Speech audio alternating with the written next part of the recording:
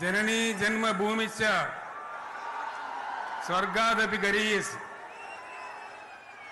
ఇది శ్రీరామచంద్రుడు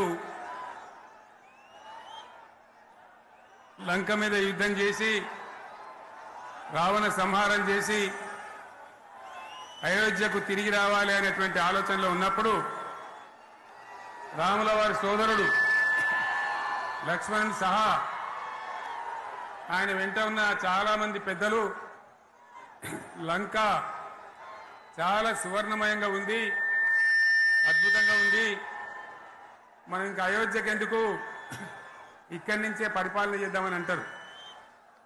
దానికి శ్రీరామచంద్రుల వారు ఒప్పుకోలేదు. ఆయన చెప్పిన మాట ఏంటంటే, కన్న తల్లిని జన్మభూమిని మించినటువంటి స్వర్గం ఏది కూడా ఉండదు, కాబట్టి మనం అయోధ్యకే తరలిపోవాలని చెప్పి మళ్ళీ అందరిని తీసుకొని అయోధ్యకు రావడం జరిగింది. అదే స్ఫూర్తితోని చాలా గందరగోళ స్థితిలో ఉన్నటువంటి, దిక్కు తోతని స్థితిలో ఉన్నటువంటి, ఆత్మహత్యలకు ఆలవాలమైనటువంటి, వలసలకు నిలయమైనటువంటి ఒక ఘోరమైన ఆపదలో వలసవాదుల విషకౌగిలిలో చిక్కి నలిగిపోతున్న తెలంగాణ రాష్ట్రాన్ని ఎట్టి పరిస్థితుల్లో విముక్తి చేయాలని, స్వరాష్ట్రం సాధించాలని, జనని జన్మభూమిని మించిన వేరేది లేదని చెప్పి నేను ఒక్కడిగా బయలుదేరి ఆనాడు తెలంగాణ ఉద్యమానికి శ్రీకారం చుట్టడం జరిగింది.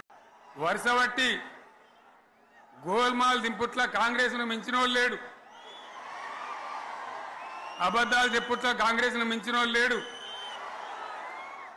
ఎన్ని చెప్పిరి ఇక్కడ ఉన్నోళ్ళు జాలరని,